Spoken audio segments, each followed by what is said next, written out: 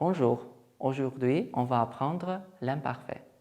Բարև ձեզ, այսօր միասին կսովորենք անցյալ անկատար ժամանակաձևը։ Միասին կուսումնասիրենք անցյալ անկատարը, կնայենք նրա կազմությունը, կիրառությունը և բայերի խոնարհման ձևը։ On va voir qu'est-ce que c'est l'imparfait, l'emploi de l'imparfait et la conjugaison des verbes.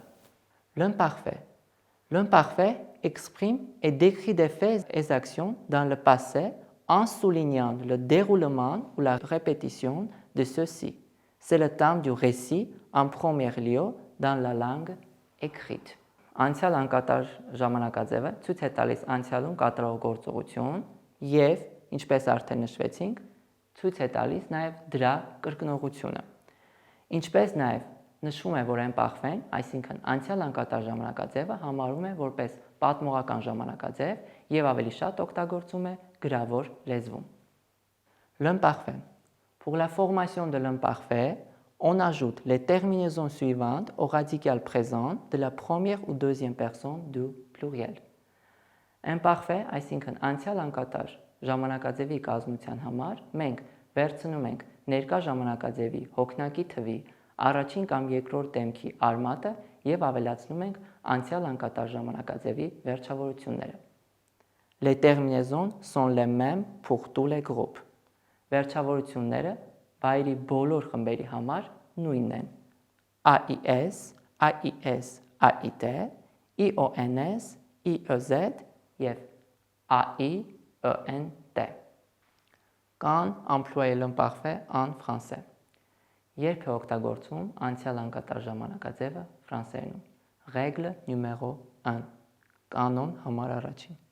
Description d'une situation dans le passé. Իրավիճակի նկարագրություն, որը տեղի է ունենում անցյալում։ Exemple. Quand il était petit, Lucas aimait beaucoup les gâteaux. Երբ նա փոքր էր, Լուկասը շատ էր սիրում թխվածքներ։ Règle numéro 2. Description d'une personne, commentaire, explication dans le passé. Անձի նկարագրություն, մեկնաբանություն և բացատրություն անցյալում։ Exemple.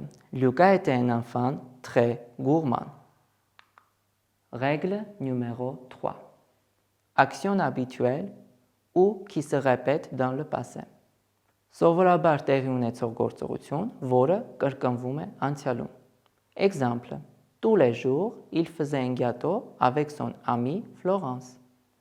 Ամեն օր նա թխվածք էր պատրաստում իր ընկերոջ Ֆլորանսի հետ։ Action qui se déroule simultanément dans le passé.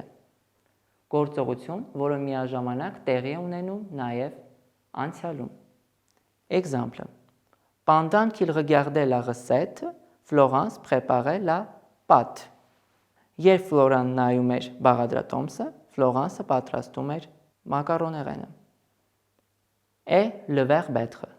Լինել բայը։ Լինել բայը, ինչպես գիտենք, համարվում է երրորդ խմբի բայ և այս ժամանակաձևում, այսինքն անցյալ անկատար ժամանակաձևում խոնարհվելիս ևս փոփոխության է ենթարկվում իր արմատը։ Être. Comment on se conjugue le verbe à l'imparfait.